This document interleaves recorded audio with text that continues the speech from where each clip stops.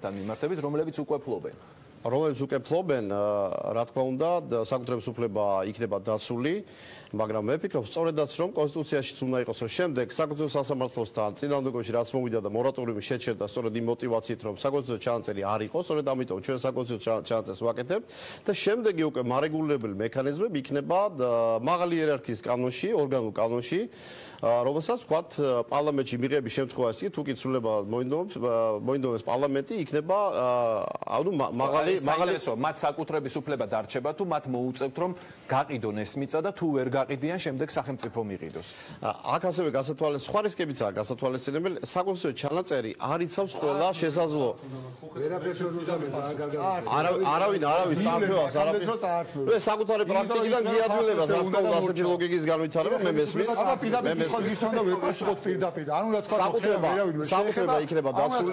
საკუთრება იქნება დაცული, მაგრამ ჩვენს ემიგრანტებთან მიმართებაში მე ვფიქრობ, ემიგრანტების შემთხვევაში უნდა გაიოლდეს ორმაგი მოქალაქეობა, მაგრამ ზოგადად მოქალაქეობის მიცემა საქართველოს მოქალაქეობის უნდა იყოს გართულებული და თუ კი ის მოიპოვებს საქართველოს მოქალაქეობის და მოქალაქეობის სტატუსს, რა თქმა უნდა, ის და მოიპოვებს იმ უფლებასაც, რომ ასე ვთქვათ, სარგებლობაში კონდეს მას მიწა. ისე რომ კიდევ ერთხელ ვამბობ, გათხოვებაც აგზავნეთ უცხოელებს.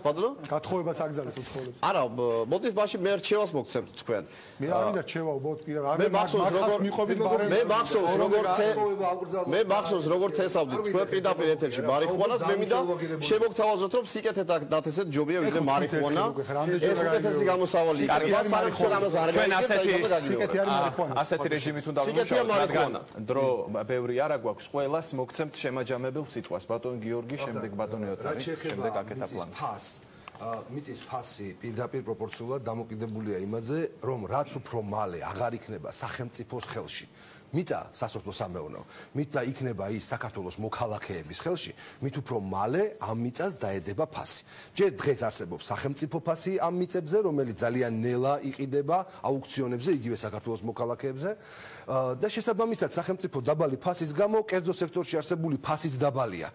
იმიტომ რომ ეხლა როდესაც მიწის ყიდვა გინდა სახელმწიფოსგან იყიდი. ამ გზავის შედეგად უცხოელს ექნება თუ არა мотиваცია, მაინტერესებს რომ საქართველოში იჯარით აიღოს მიწა. ძალიან ბევრს ექნება. მე დარწმუნებული ვარ, რომ ექნება და თუ არ ექნება, ეს გაცილები მომისმინეთ, თუ არ ექნება, ეს არ არის რა თქმა უნდა კარგი და მისასალმებელი, მაგრამ გაცილებით უფრო მნიშვნელოვანი ღირებულება და სპინა. ხომ არ ვტოვებთ ქართველ გლეხს, რომელსაც დღეს შესაძლებლობა არ აქვს, აი ამ გაჭირვებაში სამუდამოდ, როცა ინვესტიცია ვერ შემოვა, ვერ წარმოვიდგენთ და ის მარტო ვერ განავითარებს. ნუ ავყვებით იმ აბსურდულ დემაგოგიას, რომ ნუ ავყვებით ძალიან ხო რა.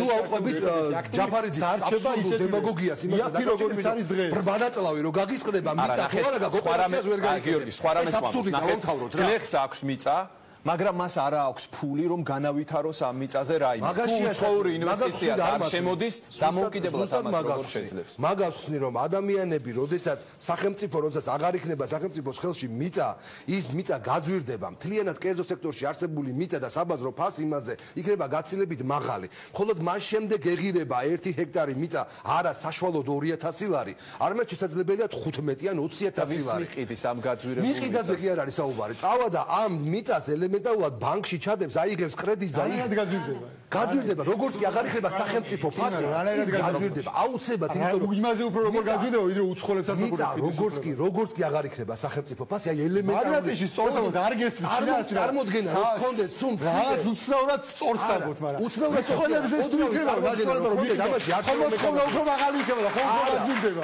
აი უცხოელ მოქალაქეზე მიწის გაყიდვის შედეგად მისი გაძვირება არ არის სახელმწიფო ინტერესი. იმაზე გალაბერტ გიდათ რა მიყიდეს, არავინ არ ამბობს. უცხო ქვეყნის მოქალაქეზე თავისუფლების განსხვავება არის. კარგით, მოდი დავასრულებინოთ ბატონ გიორგი. ძალიან მნიშვნელოვანი თემა.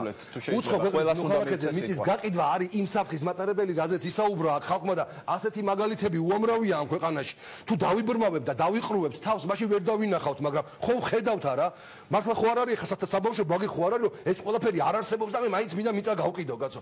ესე ხო არ არის, არა, მამული არ მაინტერესებს რა არის? ღირებულება, ეროვნულობა, ენა, სარწმუნოება, არაფერი არ გვაინტერესებს და მარტო გვაინტერესებს ის, რომ უცხოელს უნდა მივყიდოთ მობილურივით ეს მიწა. ეხლა რა შეიძლება იმას, რომ ძალიან მნიშვნელოვანია. ძალიან მნიშვნელოვანი რომ საქართველოში ძალიან ხშირად ხდება და ის მაგალითი ისევ მაგალითს უნდა დაუბრუნდეთ იცის ის არაბი რომელმაც მაბადიეთ მყუმისი ამ სოფელში ვინც იყიდა ეს მიწის ნაკვეთი 210 ჰექტარი ამ ადამიანს საქართველოს მოქალაქეობა აქვს მიღებული ხო, საქართველოს მოქალაქეობა აქვს ძალიან მარტივად მიღებული. ხონია უფლება მაშინ, რა გინდა? საქართველოს მოქალაქეობა აქვს მიღებული. პრობლემა არის მოქალაქეობის საკითხი პრობლემა ძალიან სერიოზულად. ერთი ძალიან სერიოზული პრობლემა არის ის რომ ადამიანი ჩამოვა თუ არა უცხოეთიდან, მაგალითად გემით ვიღაცა ჩამოვა რომელიმე აფრიკული ქვეყნიდან, ამოყოფს თავს ამ გემიდან და სამ დღეში ვაბარებთ საქართველოს მოქალაქეობას. აი ეს არის კატასტროფა. მადლობა. ბატონოთა, ჩვენი დაზვერვის სიტყვა. მე ეს ყველაფერი ასე მარტივად არ გემით ვინმე გადიდია გემით ჩამოვიდა. ძალიან ნავით კიდე შეიძლება, მაგრამ გემით ვინმე ჩამოვიდა.